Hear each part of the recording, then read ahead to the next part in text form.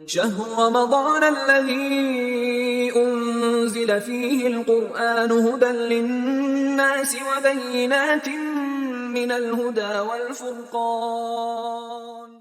اللہ الرحمن الرحیم۔ نماز کے لیے وضو کے ساتھ مسواک کرنا، اس کے بہت زیادہ فضائل ہیں۔ حضرت عائشہ صدیقہ رضی اللہ تعالی عنہ نقل فرماتی ہیں کہ اللہ کے نبی صلی اللہ علیہ وسلم نے ارشاد فرمایا کہ مسواک منہ کو پاک رکھتی ہے اور اللہ تعالیٰ کی رب کی رضا اور خوشنودی کا ذریعہ اور سبب ہے۔ تو مسواک کرنا ہمارے لیے نہ صرف یہ کہ دنیاوی فوائد رکھتا ہے، دانتوں کو صحت ملتی ہے، مسوڑوں کو صحت ملتی ہے، تمام اطباء کا اس بات پر اتفاق ہے کہ لکڑی سے زیادہ مفید دانتوں کے لیے، مسوڑوں کے لیے کوئی اور چیز نہیں ہو سکتی۔ تو آج کل مسواک کے عمل کو ہم چھوڑ چکے ہیں۔ اللہ تعالیٰ کی مفت میں رضا حاصل کرنے کا ذریعہ اور سبب ہے۔ اللہ کے نبی صلی اللہ علیہ وسلم ارشاد فرماتے ہیں کہ جبریل مجھے اتنی کثرت سے مسواک کا حکم کیا کرتے تھے کہ مجھے لگتا تھا کہ میں مسواک سے اپنے منہ کا اگلا حصہ گھسا دوں گا۔ تو آپ اس قدر مسواک کا اہتمام بھی فرمایا کرتے تھے۔ بہت سارے مواقع ہیں مسواک کرنے کے، مسنون ہونے کے۔ مثلاً آپ نبی پاک صلی اللہ علیہ وسلم جب گھر تشریف لاتے تو آتے ہی سب سے پہلے مسواک کیا کرتے تھے، اور جب گھر سے جانے لگتے تو اس وقت بھی جاتے ہوئے مسواک کیا کرتے تھے، اور کھانا کھانے سے پہلے بھی مسواک کرتے تھے، اور کھانا کھانے کے بعد بھی مسواک کرتے تھے۔ بلکہ آپ نبی پاک صلی اللہ علیہ وسلم کا فرمان ہے کہ اگر کھانے سے پہلے ہاتھ دھوئے جائیں، کلی کی جائے، مسواک کی جائے، اور بعد میں بھی یہی عمل کیا جائے تو اس سے گھر برکتوں سے بھر جاتا ہے۔ تو بہت زیادہ برکتوں کے حصول کا ذریعہ اور سبب ہے۔ تو آپ نبی پاک صلی اللہ علیہ وسلم رات کو سونے سے پہلے مسواک کیا کرتے تھے، اور صبح اٹھ کر سب سے پہلا کام بھی مسواک کرنا تھا۔ اٹھتے ہی سب سے پہلے مسواک کرنا علیحدہ سنت ہے، اور وضو کے ساتھ مسواک کرنا علیحدہ سنت ہے۔ حضرت اماں جان عائشہ صدیقہ رضی اللہ تعالی عنہا ہی نقل فرماتی ہیں کہ اللہ کے نبی صلی اللہ علیہ وسلم نے ارشاد فرمایا کہ جو نماز مسواک کے ساتھ پڑھی جائے، یعنی نماز سے پہلے وضو کرتے ہوئے مسواک کی جائے، اس نماز کی فضیلت اس نماز پر جو بغیر مسواک کے کی جائے، پڑھی جائے، 70 گنا زیادہ ثواب رکھتی ہے۔ تو مسواک کرنا ہے، کوئی مشقت کا کام نہیں ہے، لیکن 70 گنا یعنی 100% زیادہ ثواب رکھتی ہے، اور بہت بڑا ثواب ہے، اور یقیناً یہ کوئی تھوڑا ثواب نہیں ہے۔ اور اس وقت ذکر بھی انہی اعمال کا ہوتا ہے عام طور پر کہ جو کرنے میں بہت آسان ہیں، لیکن ان کا اجر اور ثواب بہت زیادہ ہے۔ اور کثرت مسواک کے فوائد میں سے، ثمرات میں سے ایک بڑا ثمر یہ بھی ہے کہ اللہ کے نبی صلی اللہ علیہ وسلم نے فرمایا کہ مرتے وقت کلمہ نصیب ہوتا ہے، تو یہ بھی بہت بڑی فضیلت کی چیز ہے۔ تو بہرحال اس کا اہتمام کرنا چاہیے۔ امت مسلمہ مسواک کے عمل کو بھی چھوڑتی جا رہی ہے، اور اس کی جگہ برش کر لیا، ٹوتھ پیسٹ وغیرہ اس قسم کے کام کر لیے۔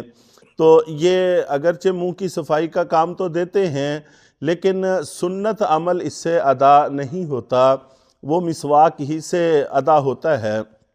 اور مسواک کے بارے میں مسنون یہی ہے کہ ایک بالشت ہو شروع میں، بعد میں استعمال ہوتے ہوتے کم رہ جائے تو کوئی حرج کی بات نہیں ہے۔ شروع میں جب ہم شروع کریں تو ایک بالشت ہونی چاہیے۔ اور انگلی کے برابر موٹی ہو تو تھوڑے بہت فرق کا کوئی مسئلہ نہیں ہوتا، اور اس کا استعمال کیا جائے، اور جہاں پر ہم وضو کرتے ہیں اس جگہ پر جہاں برش رکھا ہوتا ہے، صابن رکھا ہوتا ہے، بہت ساری چیزیں رکھی ہوتی ہیں، اگر مسواک بھی رکھی ہوئی ہو تو ہر وضو کے ساتھ انسان اہتمام سے مسواک کر لے تو فائدہ مند چیز ہے، بلغم کو کم کرتا ہے۔ ہمارے ملک کا بہت بڑا مسئلہ ہے بلغم، ریشہ وغیرہ، تو مسواک کا استعمال اس چیز کو بھی کم کرتا ہے۔ گلے کی بہت ساری امراض ہیں، معدے کی بہت ساری امراض ہیں جس سے شفا حاصل ہوتی ہے۔ تو بہرحال دنیا کے بھی فوائد ہیں اور آخرت کے بھی فوائد ہیں، اس کا اہتمام کرنے کی کوشش کرنی چاہیے۔ پھر یہ ہے کہ ایک مسواک کافی دنوں تک کام دے جاتی ہے، سبز مسواک بھی، تازہ مسواک وہ بھی بہت سارے دنوں تک کام دے جاتی ہے، اور خشک مسواکیں بھی ملتی ہیں تو وہ تو کافی دن چل جاتی ہیں۔ تو اور کسی بھی درخت کی مسواک جو منہ کو صاف کرنے کا فائدہ دے سکتی ہو اور مسوڑوں کو نقصان نہ پہنچاتی ہو، نہ اتنی سخت ہو کہ مسوڑے ہی چھیل دے اور نہ اتنی نرم ہو کہ صفائی کا فائدہ ہی حاصل نہ ہو، اس کے بیچ میں کسی بھی درخت کی لکڑی استعمال کی جا سکتی ہے، کوئی مخصوص نہیں ہے۔ تو بہرحال اس کا اہتمام کرنا چاہیے۔ اور اس کے ساتھ ساتھ جب ہم وضو کرتے ہیں تو وضو سے پہلے بسم اللہ الرحمن الرحیم پڑھنے کا اہتمام کرنا چاہیے۔ یہ میں پہلے بھی عرض کرتا رہتا ہوں کہ جب ہم مسجد کی طرف چلیں یا وضو کرنے لگیں، نماز کے لیے آنے لگیں، نماز کی تیاری کرنے لگیں، تو ذہن پر ایک فکر سوار کرنے کی کوشش کرنی چاہیے کہ ہم کہاں جا رہے ہیں، اس کے فوائد حاصل ہوتے ہیں، ثمرات حاصل ہوتے ہیں۔ تو اسی طرح وضو کرتے وقت شروع میں اہتمام کے ساتھ بسم اللہ الرحمن الرحیم پڑھی جائے، اس کے بہت سارے فوائد اور ثمرات ہیں، انشاءاللہ کسی وقت ان کا بھی تذکرہ کیا جائے گا۔ اور وضو کے درمیان کے اذکار ہیں، وضو کے بعد کے اذکار ہیں۔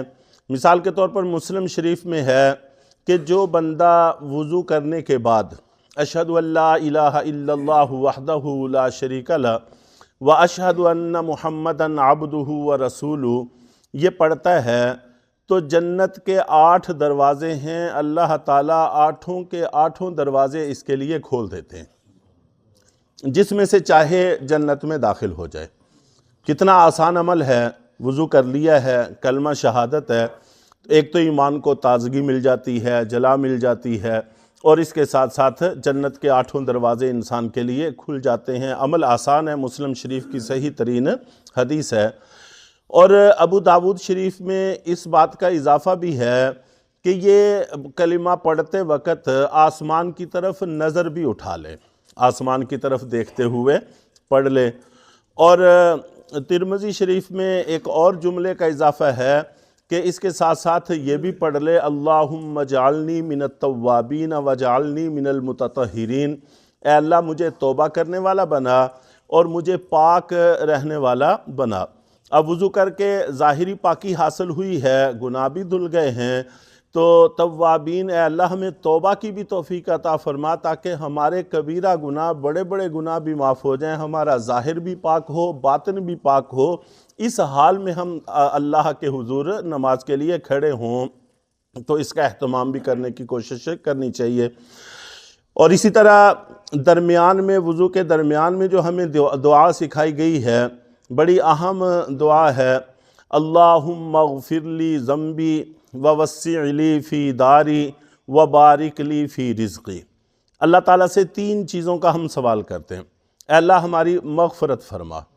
تو مغفرت اگر کسی کو حاصل ہو گئی تو آخرت کے سارے مسئلے حل ہو گئے۔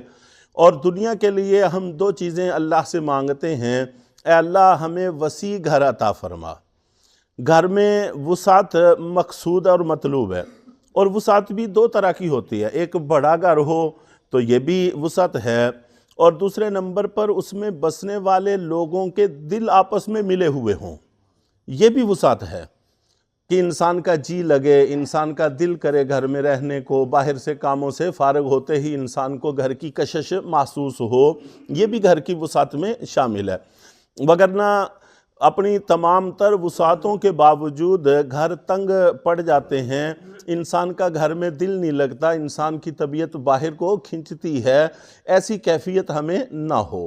تو ہمیں گھر کی وسعت اپنی جگہ کے اعتبار سے بھی عطا فرما، اور آپس میں افراد کے دل اتنے ملے ہوئے ہوں کہ گھر ہمیں وسیع محسوس ہو، بڑا لگے، وہاں جی لگے، تو یہ بھی ہمیں عطا فرما۔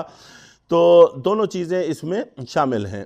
اور پھر رزق کی بھی اللہ تعالیٰ سے برکت مانگی گئی ہے کہ رزق کی برکت بھی عطا فرما، کہ تھوڑی چیز سے ہماری زیادہ ضرورتیں پوری ہو جائیں۔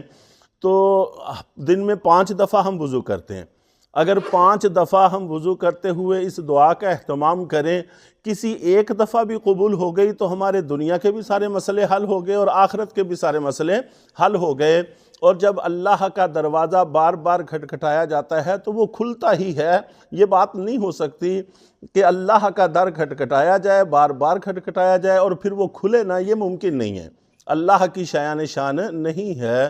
تو یہ چھوٹے چھوٹے اعمال ہیں، ان کو اپنے عمل میں لانے کی ضرورت ہے۔ اللہ تعالی ہمیں اس کی توفیق عطا فرمائے۔